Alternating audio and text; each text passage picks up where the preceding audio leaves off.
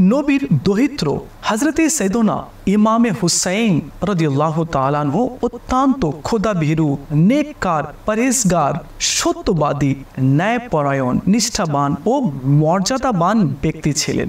তিনি রাদিয়াল্লাহু তাআলা আনহু চতুর্থ হিজরির 5 শাবান মদিনায় জন্মগ্রহণ করেন।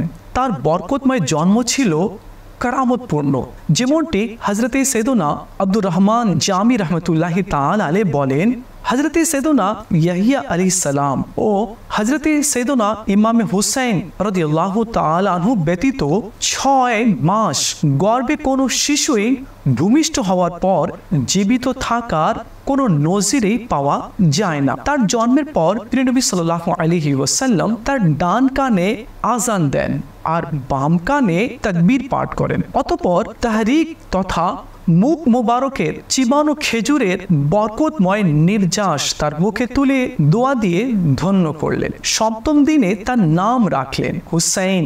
এরপর একটি ছাগল আকিকা করলেন। তার পবিত্র সত্তা এতটাই কেরামতপূর্ণ ছিল যে তিনি রাদিয়াল্লাহু তাআলা আনহু যখন অন্ধকার রাতে কোথাও যেতেন, তার পবিত্র ললাট ও উভয় গণ্ডদেশ অর্থাৎ গাল মোবারক থেকে নূরের ছটা বিচ্ছুরিত হতো, ফলে চতুর্দিক আলোকিত হয়েছে। তো প্রিয় ইসলামী ভাইয়েরা, আমরা শুনলাম যে তার জন্ম মোবারক কেরামতপূর্ণ ছিল এবং জন্মের পর তিনি অসাধারণ মর্যাদা লাভ করেন। প্রিয় নবী সাল্লাল্লাহু আলাইহি ওয়াসাল্লাম তাকে অনেক ভালোবাসতেন।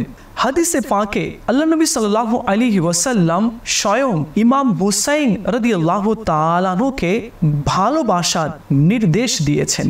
যেমন প্রিয় নবী সাল্লাল্লাহু আলাইহি ওয়াসাল্লাম ইরশাদ করেন, হুসাইন আমার থেকে এবং আমি হুসাইন থেকে। আল্লাহ পাক তাকে ভালোবাসেন যে হুসাইনকে ভালোবাসে।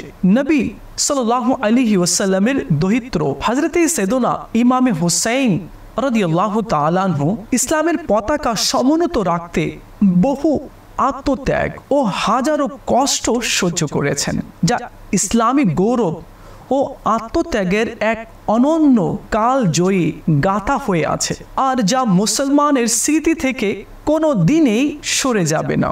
অবশেষে তিনি রাদিয়াল্লাহু তাআলা আনহু 61 হিজরির 10 মুহররমুল হারাম মাসে ওয়াফাত লাভ করেন। কারবালার প্রান্তরে শাহাদতের সময় তার বয়স মুবারক ছিল 56 বছর 5 মাস 5 দিন।